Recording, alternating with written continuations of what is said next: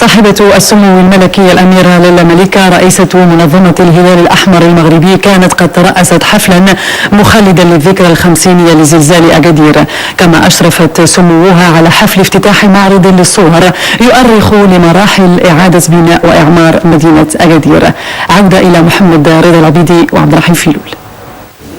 لكل منها حكاية تروى وشخوص عايشوا الحدث، فكان لهم بالغ الأثر في انبعاث مدينة أكادير من وسط الأنقاض. هنا جلالة المغفور له محمد الخامس يتفقد المصابين ويؤازرهم، وهنا جلالة المغفور له الحسن الثاني يتطلع إلى ما ستكون عليه أكادير في مستقبل الأيام. كلها صور تؤرخ لإعادة إعمار مدينة أكادير عقب فاجعة الزلزال سنة 60 900 وألف. افتتحت معرضها صاحبة السمو الملكي الأميرة الجليلة ليلى مليكة رئيسة منظمة الهلال الأحمر المغربي التي عاشت الحدث من عين المكان، وهي تشرف على العمل الإنساني لأفراد ومتطوعي منظمة الهلال الأحمر المغربي.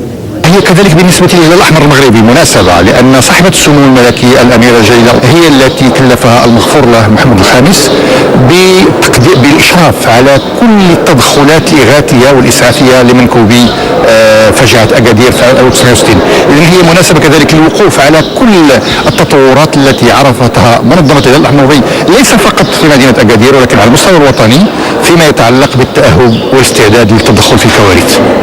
صون ذاكرة أكادير العنوان البارز لهذا المعرض الذي ترمز صوره لحقب ثلاث في تاريخ مدينة الانبعاث.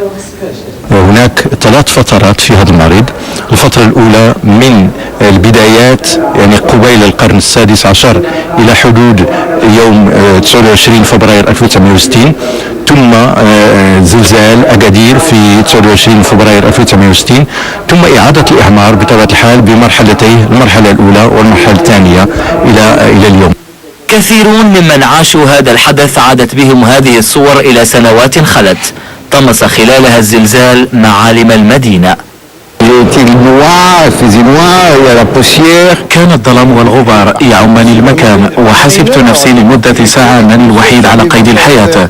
وبعد ذلك عاد الأمل بزيارة جلالة المغفور له محمد الخامس، آزرنا وعاهدنا على إعادة بناء مدينة أكادير.